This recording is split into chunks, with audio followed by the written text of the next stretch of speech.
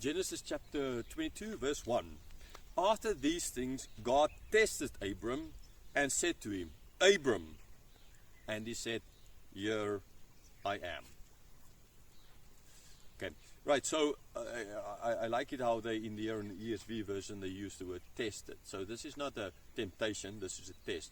So like when Jesus was there taken by the Holy Spirit for 40 days into the desert to be tested by the devil, not so much tempted, because God doesn't tempt anyone. The Spirit took him there, so he was tested.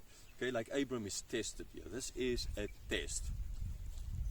God calling out to him, and Abram saying, Here I am. Right? Remember later on Samuel, when he's called by God, and Elijah just basically, Eli told him to say, when God calls him, say, Here I am. And he said, Here I am. So Abram saying here the words as well, Here I am.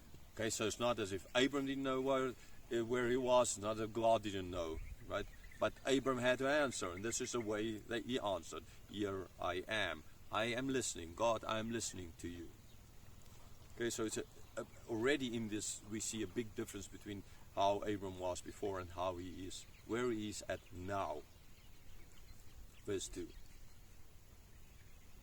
He said, Take your son, your only son, Isaac, whom you love, and go to the land of Moriah, and offer him there as a burnt offering on one of the mountains of which I shall tell you. I am pretty sure when Abram said the words, Here I am, he didn't expect the following words of God to come. Right? He didn't expect God to tell him to bring his son, his only son, the one he loves, as God clearly states here, because he knew. And yeah, Abram loved Ishmael as well, but in this case now, the one who will take the promise further, right? He didn't expect God to tell him to take him to a mountain and bring his offering. Now, as I explained in the introduction, this would not have been a very weird, uncultural kind of thing. So in other religions in the area, they did this, right? They brought offerings. And Abram, he came out of Chaldeans where he worshipped the moon god.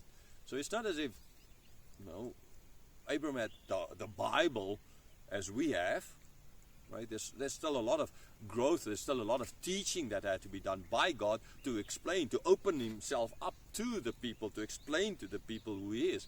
And remember again, I've said this a number of times in the other videos, that Moses is writing this as they are they're on the way to the promised land there in the desert with the people in the desert wanderings.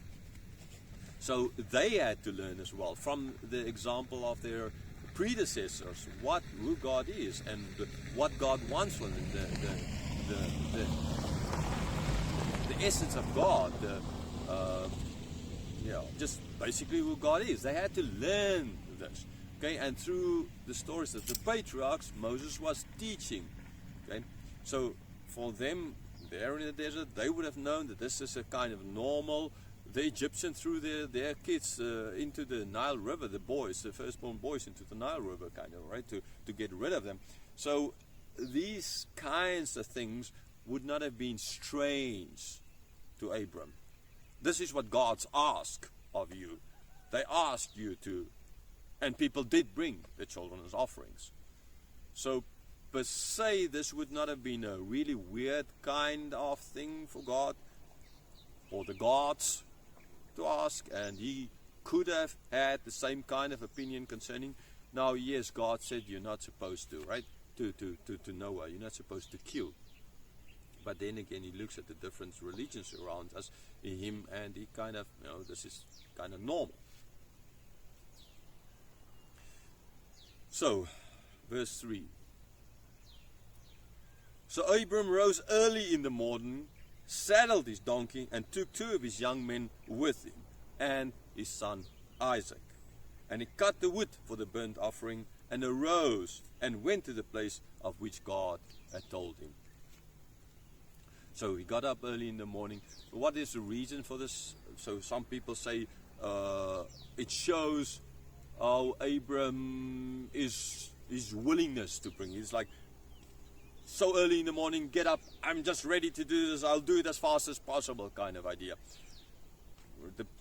here is all going to depend on the personality of the Bible scholar writing this text. It depends. I mean, all of these things ultimately depends on the personality. I have a certain personality, so I can look at things differently than other people see it. Right? So, some say that. Other people say that, I mean, he just wanted to get it done. This was such a huge burden on it, so the earlier he starts, the faster it's done. Right? I'm kind of a person like that more. So that explanation, I just want to get it done. I don't like to, if I know what's the result of a rugby match or something like that, I don't want to sit through the whole thing and then see, oh, the result. I don't know, like, kind of know the result, and then I will go and look at it, kind of. But then it's not interesting anymore, anyhow. So, so was Abram this kind of, but we don't know exactly. He's now an older guy, a very old guy. In our day and time, would be a very old guy, over 100. But I think ultimately there is a very simple, a more just a practical explanation. And early in the morning, it's hot during the day. You don't want to be out. You need to kind of be in the shade during the heat of the day. I mean, he lived under a tree, so, or tree there, oak or mum or whatever, right? So it's just you get up, you start early because you need to travel, and it's too hot during the daytime, so you travel early in the morning, you travel after the heat of the day, right? That is kind of normal. So I think it's just a practical thing here. So he got everyone ready, like making sure that they are ready and ready to go. And so yeah, then he went to cut the wood for the burnt offering, and etc. So now again, I've read what one scholar said. It's like Abram is seemingly in such a distraught state that he's not thinking straight here, right? He first gets the kids up, the Isaac to get ready. He gets the servants to ready. He saddles them all. And then I need wood. And then he rushes off and he starts cutting wood, and he like comes back and he put it on the donkey. You know, he's not thinking straight. Right, now, I mean, yeah, sure, there might be something in it. Maybe this is. But, you know, I remember as a child when, if we had to go somewhere, we have 5 kids, and we had to go somewhere, my father would have all of us get ready and get up and get us into the car, and then we would be sitting in the car waiting for him. And sometimes we would make the joke of like blowing the horn, like too short and too long. It was making a joke of our telephone line in those days. We were like through the we were all at a shared line there on the farm, different farms, all of us a shared line. So we all had a different tone. So our was too short and one long. So like teet. And then you know, okay, now it's for us, and you go and you pick up the phone, you answer the phone. It's of course not calling the neighbor, it's calling us. Right, so we would sit in the car and then push the horn, teet, kind of like make a joke like well, our dad now come and pick up the phone. So I mean, he's ready first. He gets all of us in the car first, and then he is not coming. Right, because he is making sure everything is closed. Later on, it was my duty to make sure that all the windows are closed, etc., the doors locked. But he would then go around and do the same thing, right? So did that mean that every time we had to go somewhere, my dad was so distraught, and so he couldn't get ready, no, we were sitting and waiting for him? No, that's not what happened. Right, that's just, he knew it takes time for us. He's ready first. He knew, and it will take time. I mean, even here with when we had our pastors meeting a couple of days last week, here everybody's kind of standing around waiting for some people to get ready. There's always just some people who just take forever to get ready. So you know that, so you would get those people and out there, and it's not because you're distraught, it's just because you know that they take time. So maybe as well, this is just a simple thing here, that Abram knew that the servant and Isaac will take time to get ready, so he forces them out and then he does other things. Again, that's not. And Abram would not have been the one cutting the wood. Sure, not. He would have servants cutting the wood. And they might have already been given the task to cut the wood. And it's only that he got them there, made sure that they are there. Now he goes back and he gets the people that's cutting the wood and he collects them and adds and bring that. I mean, we don't see, Abram would not have been the one cutting the wood, right? And so he could have gotten up earlier, told them to start cutting the wood. Then he could have gotten these ones, the son and the servants ready, had them all eat breakfast, get up, do all of this, come there. Right? All of this could have happened here. So you cannot believe that you think that out here in the middle of nowhere, there's no vehicles, but then everybody is early in the morning, most likely going downtown to work. Okay, so let's continue. So yeah, Abram would not have been the one to go and cut the wood. So it can easily be explained that he got them ready, got them saddled, while the other people are cutting the wood. Right, so to do two things at the same time. So now they're ready, they're on the donkey, so he just gets, the servants bring the wood, they put it up and they go. Okay, so again, there's no need here to see that he was so distraught and so he was doing things not in the right order. I mean, that is, again, kind of reading into the text or drawing conclusions or trying to say, but this is what ought to have happened. I'm not saying this is not what happened. I'm just saying that there can be a lot simpler explanation for what happened there. I mean, giving examples of my own life of how these kinds of things happen. Right, so it's not to say that we can't draw that conclusion. It does not imply it automatically. Right, so I don't think it kind of, neither the early in the morning or the difference in order of how things are done shows a distraught Abram. Verse 4. On the third day, Abram lifted up his eyes. Oh, and he saw the place from afar. Like, imagine, like, up there in the Mount Moriah, in the village now, he needs to go and take his son up there, right? Kind of idea. So he lifts up. Lot saw, he looked into the valley, he saw the nice valley, and he decided that is the part I want, right? So people seeing things. Hagar, Ishmael, right? Ishmael dying, leaving him under a bush to die. She went after it, and then the angel showed her there's a well. Okay, so lifting up, in that case, the well bring out the life. Okay, in this case now, the well is not a well that brings life for Ishmael, but this is now the mountain where Isaac, will kind of maybe be, we know he wasn't, but Abram didn't know that, who will be brought as an offering. Verse 5. Then Abram said to his young men, "Stay here with the donkey. I and the boy will go over there and worship and come again to you." Right, there's a lot here. Abram lying here. Why is he telling them to stay there? Because he wants to be alone with Isaac. He doesn't want them to see. Right? I don't think so. Right? Telling him to stay there with the donkey. I just think that, I mean, you can imagine the servants, they're servants, they love Abram as well. And Abram would have picked any kind of servant for this task to go with. Right? He most likely would pick his most trusted servants for this task. And those kind of servants, if they would have gone with up to the mountain to see, and then he saw Abram binding his son, they might have like, what the heck is going on? And they might have tried to overpower him, stop him from doing this.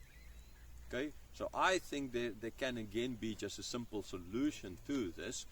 I always think the simplest answers are kind of the right answer, but not when it kind of seemingly when it gets to the text. And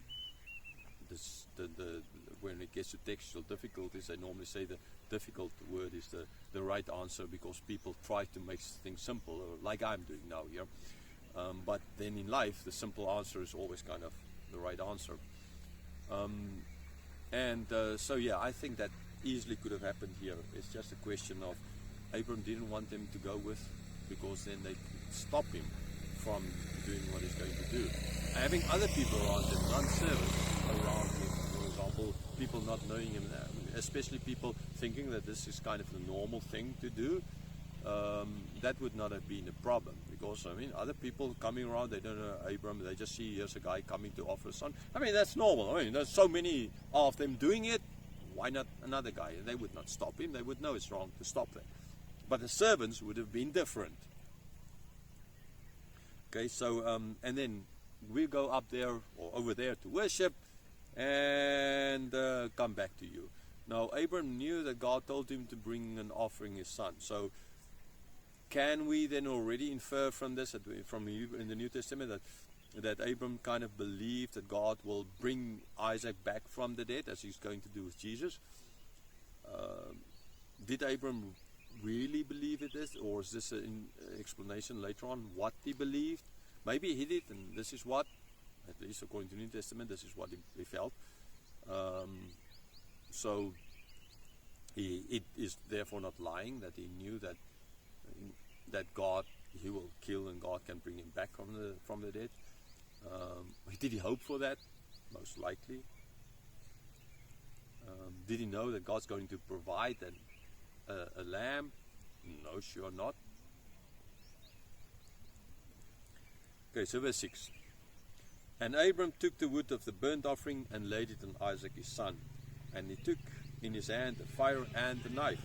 So they went both of them together.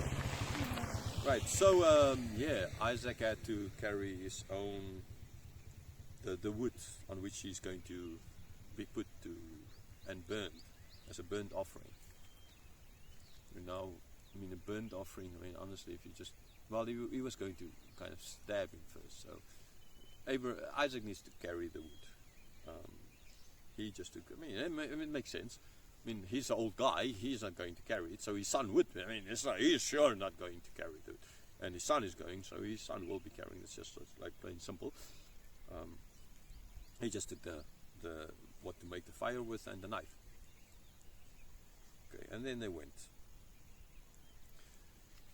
Right, so it's like Jesus years later on. You always need to see in the story Mount Calvary. Right, you always need to see Jesus carrying the cross, the wood. Right, the wood of the cross. Cross was made out of wood. Him carrying that up to the mount where he's going to ultimately die. There's not going to be a lamb in his place. So when you read the story, you need to see this story. Don't just see Christ on the cross there. Here, see the story as well for the faith of Abram, the important part. But at the same time, see the story of a father letting his son carry the wood, the cross, up to the mountain where he'll die. And so there's a lot more depth to the story than Abram would have ever thought possible. Verse 7. And Isaac said to his father Abram, "My father." And he said, "Here I am, my son." He said, "Behold the fire and the wood, but where's the lamb for the burnt offering?" Okay, so here we get kind of like the opening verses where God is calling to Abram, and now here Isaac, my father. Just not using his name, he's using my father. And then Abram's answer as well. There he said, "Here I am." And here he said as well, when Isaac called him and said, "Here I am, my son." Okay, so it's a reminder, a look back at that verse. It's just a different person asking the question, the same kind of answers. So Isaac asked, the wood, we have the wood and the fire and the knife and everything. We have everything for the offering, but there's one very important thing missing, and that is the where's the lamb that we're going to offer there? Where's the lamb? Isaac was a teenager here, stronger for sure than Abram was. He's not stupid. Okay? He's asking the right question. Dad, I mean, you're kind of old, right? I mean, I know you're kind of old, you know. Maybe you are getting Alzheimer's or something. You're getting forgetful here. Okay, where's the lamp, right? I mean, I don't want to press it. I don't want to seem disrespectful here, Father. But I mean, I know you're old and you can forget things, and maybe you forgot the lamp. So where's the lamp?